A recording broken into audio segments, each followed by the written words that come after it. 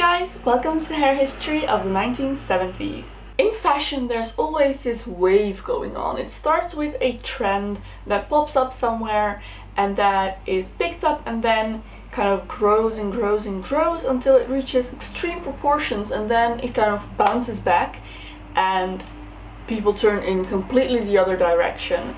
And that is pretty much what happened in, say, the 50s throughout the 70s. In the 50s you have the beginnings of your poofs and bouffants and beehives, which completely take flight in the 60s, become these huge, giant, high, iconic, typical hairstyles like I showed you last week. And then in the 70s people are completely tired of that and they go to the other extreme, which is pretty much not styling the hair at all. In the 60s it was all about styling the hair a certain way.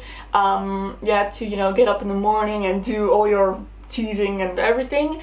And in the 70s hair is all about this kind of wake up and go concept. All you need to do is wash your hair, have it cut properly, and then that's it. So 70s were very much about embracing your natural hair, your natural texture and color and everything. The most important thing was the cut of your hair. There were several popular styles back then, but pretty much anything was allowed. Again, just embrace your natural hair so you could just let it grow. Especially young women did this. They just grew their hair out and wore it in a center part.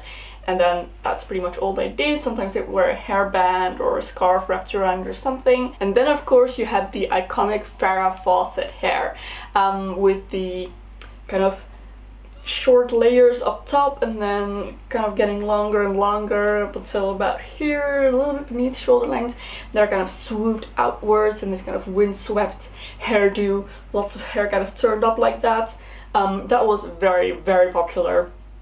But it was only achievable for women that had thick hair of their own and preferably a little bit wavy or curly to get that kind of swooped up effect. And then of course you had your bowl cuts where the hair would have been worn in a with a fringe and then just kind of short all around the head like that. There were all these kind of little popular styles that you could choose from, but again, generally women just wore whatever they wanted. For the first time in a really, really long time, men are growing their hair long again.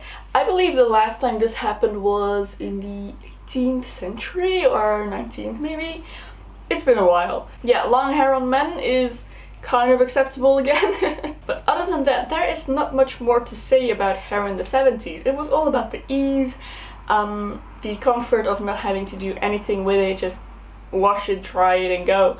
That was really all that was done. All the hair dyes kind of went out of fashion as well. They were around and I'm sure they were used, but it just wasn't as widespread and you wouldn't flaunt it as much as you would have in the 60s. So if you want to do your hair in a 70s style, what you're going to do very much depends on your natural hair's texture and length and everything. I obviously just went for a center parting because my hair is pretty much straight, just a slight wave. So this would be the hairstyle of choice for me. If I had curls, I may have gone for like a more voluminous style. Of course you have your afros in the 70s, those are really popular. Yeah, I'm afraid this is it for the 70s, guys. So next week we are going to go over the 80s, where things are gonna get a little bit more extravagant. A little bit. So I want to thank you so much for watching, guys. If you enjoyed this video, don't forget to give it a thumbs up and subscribe for more hair history videos. And I will see you very soon in my next video. Bye!